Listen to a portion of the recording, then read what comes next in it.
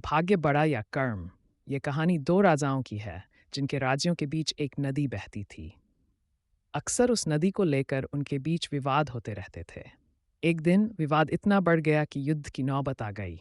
दोनों राजा युद्ध के लिए तैयार थे, लेकिन युद्ध से पहले वे अपने गुरु, जंगल में रहने वाले महात्मा का आशीर्वाद लेने पहुंचे।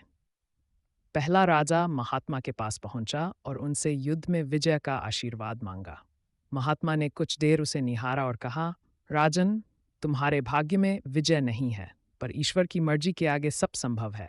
यह सुनकर राजा विचलित तो हुआ, लेकिन उसने ठान लिया कि अगर हारना भी पड़े तो पूरी ताकत से लड़ेगा। उसने सोचा, अगर हार भी गए तो हार को भी प्रेरणादायक बनाएंगे, लेकिन हार मानकर मैदान नहीं छोड़ेंगे। राजा ने अपनी सेना को और भी ज्यादा अभ्यास करवाया, खुद युद्ध की रणनीतियां बनाई और हर छोटी बड़ी चीज का ध्यान रखा। दूसरा राजा भी महात्मा के पास गया और आशीर्वाद मांगा। महात्मा ने उसे देखकर कहा, राजन, तुम्हारे भाग्य में विजय निश्चित है। यह सुनकर राजा बेहद खुश हुआ। उसने मान लिया कि जीत तो उसकी है ही। उसने तैयारी में ज्यादा ध्यान नहीं दिया, यहाँ तक कि अपने घोड़े की नाल तक ठीक नहीं करवाई। उसके मन में यही बात चलती रही कि जब भाग्य मेरे साथ है तो मेहनत की जरूरत क्या। युद्ध का बिगुल बजा और दोनों सेनाओं में लड़ाई शुरू हो गई। पहले राजा की सेना ने पूरी ताकत और जुनून से लड़ाई लड़ी, ये सोचकर कि परिणाम चाहे जो हो, हम अपना सर्वश्रेष्ठ देंगे।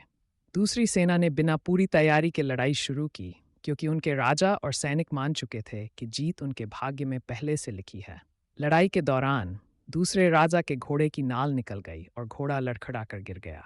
राजा जमीन पर गिरा और घायल हो गया।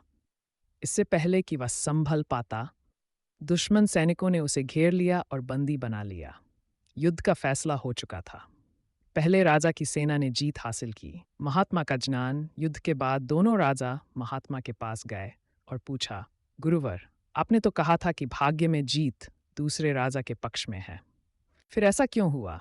महात्मा मुस्कुराए और बोले, भाग्य ने अपनी भूमिका निभाई, लेकिन जो हारने वाला था उसने अपनी मेहनत और संकल्प से खुद को बदल दिया, और जो जीतने वाला था उसने भाग्य के भरोसे खुद को कमजोर कर लिया। भाग्य स्थिर रहता है, लेकिन कर्म उसे बदल सकता है। महात्मा ने विजेता राजा से कहा, तुमने हार की संभावना सुनकर दिन रात मेहनत की, खुद रणनीति बनाई और पूरी तैयारी की, इसलिए जीत तुम्हारे हिस्से में आई। फिर पराजित राजा से बोले, तुमने पहले ही विजय का जश्न मना लिया, तैयारी पर ध्यान नहीं दिया और लापरवाह हो गए। भाग्य तुम्हारे साथ था, लेकिन तुम्हारे कर्म ने उसे धोखा दे दिया। कहानी की सीख। यह कहानी हमें सिखाती है कि भाग्य तभी साथ देता है जब हम कर्मशील,